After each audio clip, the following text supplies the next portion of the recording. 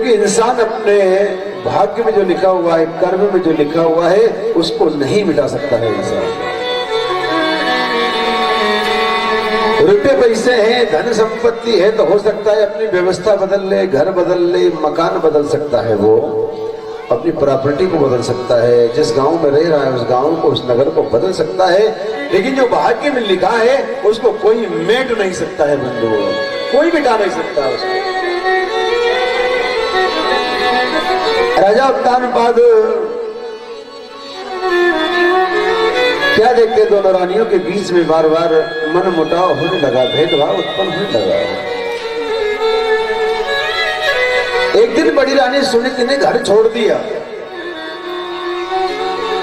क्योंकि जानती है परिवार में रोजाना लड़ाई झगड़े होना, छोटी छोटी बात के ऊपर बात विवाद होना, ये परिवार के लिए अच्छा नहीं होता है।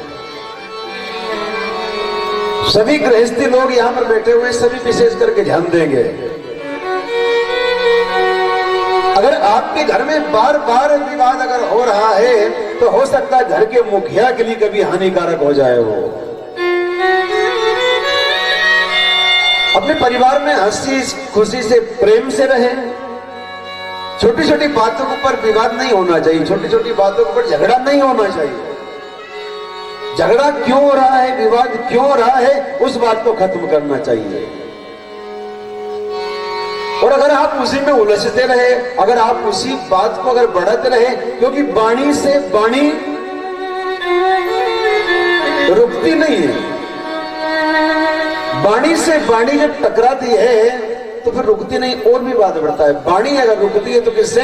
मौन धारण करने से, उसको समझने से। अगर आपके परिवार में, आपके मन में सदैव सुख शांति अगर चाहते हैं तो बड़े प्रेम से हंसी खुशी से मिलकर के रहे, क्योंकि घर परिवार जो है वो एक मंदिर है,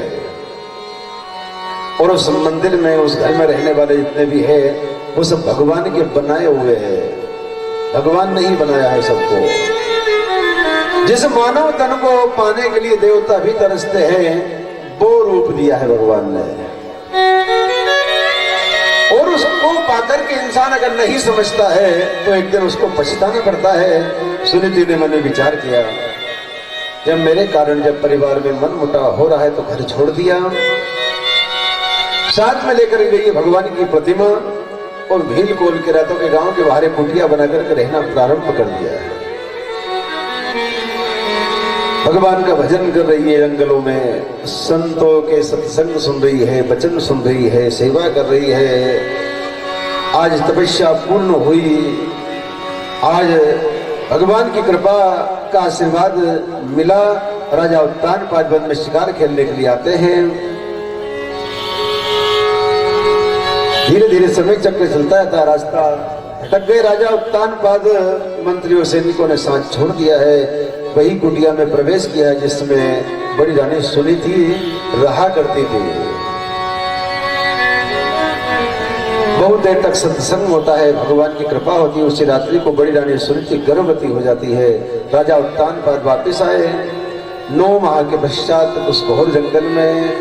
राजा उत्तानपाद के यहाँ पर, बड़ी रानी सुनीति के यहाँ पर एक सुंदर पुत्र का जन्म होता है, और उस पुत्र का नाम, सारे संत महात्मा आते हैं, उस पुत्र का नाम ध्रुव रख दिया जाता है। ध्रुव नाम रखा उस पुत्र का। और इस राजमहल में भी छोटी रानी सुनीति ने पुत्र को जन्म दिया, उस पुत्र का नाम उत्तम रख दिया जाता है। ध्यान रहे, उत्तानपाद संसार का हर जीव उत्तानपाद है, हर जीव मात्र उत्तानपाद है, क्योंकि जब ये जीव माँ के गर्भ में रहता है तो इसको 9 माह तक इसको उल्टा लटक करके रहना पड़ता है, इसलिए हर जीव मात्र को उत्तानपाद कहा गया है। और हर जीव के अंदर 2 प्रकार की बुद्धियां हैं, उत्तानपाद रूपी मन की 2 प्रकार की बुद्धियां हैं, एक नीति से चलने वाली और एक अनीति से, एक मनमाना कार्य करने वाली। नीति से चल करके, धर्म के साथ चल करके जो फल मिलेगा वो ध्रुव के समान अटल रहेगा, और मनमाना कार्य करके, अनीति करके अगर किसी ने धन पा भी लिया, अगर कोई वस्तु अगर हासिल अगर कर भी ली, तो उत्तम के समान वो जल्दी नष्ट हो जाएगी। वो ध्रुव ने आज ध्रुव अपने गुरुदेव के आश्रम में विद्या अध्ययन करने के लिए जाने लगे, लेकिन ध्रुव के गुरुदेव ने ध्रुव से पूछ लिया, बेटा ध्रुव ये बताओ तुम्हारे माता पिता का क्या नाम है? ध्रुव उस समय वहां पर पिताजी का नाम नहीं बतला सके। ध्रुव को विद्यालय से बाहर निकाल दिया गया। ध्रुव रोता रोता अपनी माँ के पास आ गिरा, माँ पिताजी का क्या नाम है माँ? आज सुनीति ने मैंने विचार किया, बड़ा दुख होगा ध्रुव को अगर सब सारा हाल अगर बताया तो, क्योंकि जानती है कैसे अपमानित करके राजमहल से बाहर निकाला था सुरुचि रानी ने। भूल जाए छोटा सा पुत्र बात को, इसलिए कभी मृगियों के झुंड के पास, पानी के झरनों के पास लेकर के जा रही है, लेकिन ध्रुव नहीं भूल रहे हैं उस बात को। एक दुखियारी माने के मेरे लाल बेटा, तुम अगर जानना चाहते हो तुम्हारे पिता कौन है तो सुनो, तुम्हारे पिता इस राज्य के राजा उत्तानपाद है। कहा मां हम इस घोर जंगल में क्यों रह रहे हैं जब मैं राजा का पुत्र हूं? तो सारा हल बतलाया, बेटा तुम्हारी छोटी मां सुरुचि के कारण हमको राजमहल को त्याग करके छोड़ करके यहाँ रहना पड़ रहा है। एक छोटा सा पुत्र चरणों में प्रणाम करता है, कह रहा है माँ मुझको आज्ञा दो, मैं जाकर के माँ को पिताजी को समझाऊंगा। मैं एक छोटा सा पुत्र संसार को संदेश दे रहा है कि जितना हो सके भला करे, जितना हो सके किसी को जोड़ने का काम करे, किसी को तोड़ने का नहीं करे। हो सकता है तो किसी के लिए भोजन की थाली लगा करके दे, भोजन की लगी हुई थाली को छीने नहीं। हो सकता है तो किसी के लिए आसन बिछाए, किसी के बिछे हुए आसन को हटाए नहीं। अगर हो सके तो किसी के साथ अच्छा करे, बुरा नहीं करे। छोटा सा पुत्र संसार को शिक्षा दे रहा है। ध्रुव आया, पिताजी के चरणों में प्रणाम किया। राजा उत्तानपाद बड़े प्रसन्न है, गोद में एक पुत्र नहीं दो दो पुत्र बैठे हुए हैं। दोनों पुत्रों के साथ लाड़ प्यार दुलार कर रहे हैं राजा उत्तानपाद। उसी समय छोटी मां सुरुचि आई और ध्रुव का हाथ पकड़ करके गोद से उतार दिया। ध्रुव कह रहा है मां मैं भी तुम्हारा ही पुत्र हूं, मुझको पिताजी से अलग मत करो, अपने से अलग मत करो, मैं तुम्हारी सेवा किया करूंगा, पिताजी के चरणों में रहने दो। लेकिन कितनी क्रूर विचारों वाली होगी, बार बार अपमानित कर रही है, बार बार अपमानित करके कह रही है ध्रुव अगर तुमको अगर राजा उत्तानपाद पिताजी की गोद में अगर तुमको अगर बैठना है तो पहले मरो और मेरी कोख से जन्म लो, इसके बाद में तुम महाराज की गोद में बैठ सकते हो। ध्रुव बारंबार मां मां कह करके समझा रहे हैं। उस महल में रहने के लिए, पिताजी के पास रहने के लिए प्रार्थना कर रहे हैं, लेकिन कितनी निर्दयी है सुरुचि, बार बार अपमानित कर रही है। ध्यान रहे कभी भी बच्चों का अपमान नहीं करे, कभी छोटे छोटे बालकों का अपमान नहीं करे। वैसे अपमान तो किसी का भी नहीं करना चाहिए, परंतु फिर भी छोटा सा जो बालक है, क्योंकि बच्चों का जितना निर्मल मन होता है, छोटे छोटे बालकों का जितना निर्मल मन होता है, उतना निर्मल मन बड़ों का नहीं होता है। छोटे छोटे बच्चों को देखो, स्कूल में लड़ाई अगर हो जाती है तो 5 मिनट के बाद में दोस्ती भी हो जाती है उनकी। और बड़ों को देखो, अगर दो बात अगर हो गई तो भैया सालों साल निकल जाए, नहीं बोलते हैं वो, एक के घर एक नहीं जा, क्योंकि अभिमान भरा हुआ है, छल भरा हुआ है। तभी तो भगवान बालकों के अंदर निवास करते, तभी तो भगवान बालकों के अंदर रहा करते हैं भगवान। और देखा होगा कभी कभी बालक कैसे कैसे गिर जाते हैं, लेकिन उनको चोट तक नहीं लगती है, क्योंकि भगवान रहे उनके अंदर। छोटे छोटे बच्चे गिरते हैं, पढ़ते हैं, लड़ते हैं, झगड़ते हैं, लेकिन फिर एक हो जाते हैं और बड़ों का मन उतना निर्मल मन नहीं होता है, इसलिए फिर उनको दुख भी ज्यादा होता है, उनको पछताना भी बहुत पड़ता है बड़ों को। इसलिए ध्यान रहे कि कभी भी बच्चों का अपमान नहीं करे, क्योंकि छोटे छोटे बच्चे जो होते हैं वो भगवान का रूप होते हैं। बच्चे तो भगवान जी की सूरत होते हैं, बच्चे भगवान की मूरत होते हैं। छोटे छोटे बालक भगवान के रूप होते हैं और वही ईश्वर अंश रूपी बालक का अपमान किया। छोटा सा पुत्र ध्रुव रोता हुआ अपनी माँ के पास आ गया। माँ, कहा मैं गोद में बैठा ही था। माँ ने सोचा हो सकता है ध्रुव को देख करके हृदय बदल जाए, अब छल कपट सब छूट जाए। लेकिन ध्रुव आया और पूछा, बेटा क्या हुआ? कहा माँ,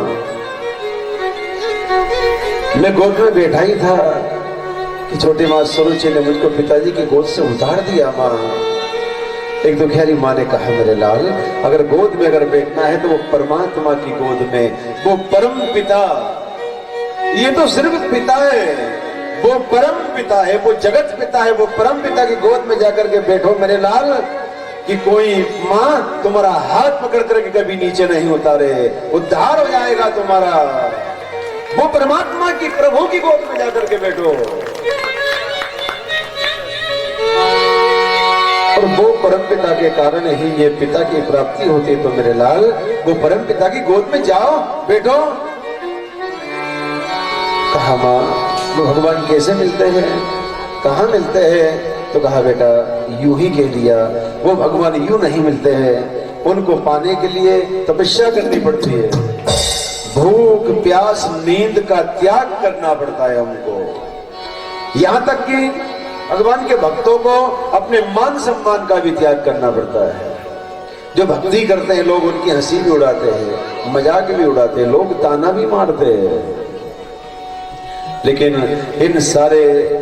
इन सारे बंधनों से मुक्त होकर के जो भगवान के शरण में चला जाता है वही परमात्मा की गोद में बैठ सकता है। आज छोटा सा पुत्र ध्रुव माँ के चरणों में प्रणाम करता है और परिक्रमा देकर के निकल पड़ता है और भगवान को पाने के लिए जैसे ध्रुव राजकुमार चले, रास्ते में देवर्षि नारद जी मिलते हैं वहां पर। क्योंकि जब भी कोई भक्त निकलता है भगवान की ओर, जब भी कोई भक्त निकलता है तो रास्ते में उसकी परीक्षा होती है, परीक्षाएं होती है उसकी। और आज जब वही परीक्षा में जब सफल होता है तो भगवान तक पहुंच सकता है। ध्रुव से नारद जी कह रहे, अरे बेटा कहां जा रहे हो? ध्रुव ने कहा, बाबा भगवान की गोद में बैठने के लिए जा रहा हूं मैं। छोटा सा पुत्र, लेकिन आप लक्ष्य देखिए कितना बड़ा लक्ष्य, जो बड़े से बड़े योगियों ने आज तक ये लक्ष्य नहीं बनाया, वो छोटे से 5 वर्ष के बालक ध्रुव ने लक्ष्य बना लिया अपना। जय हो। और कहा, मैं भगवान की गोद में बैठने के लिए जा रहा हूं मैं। नारद जी ने कहा, बेटा अभी तो तुम्हारे हंसने खेलने के दिन है, तपस्या करना तो बुढ़ापे में करना, अभी तो तुम छोटे से हो। तो उस समय जवाब दिया, बाबा बुढ़ापे को देखा किसने? बुढ़ापे तक पहुंचे या नहीं पहुंचे? बीच में ही नमो नमः अगर हो गए तो क्या भरोसा कि उस बुढ़ापे तक पहुंचे या नहीं पहुंचे।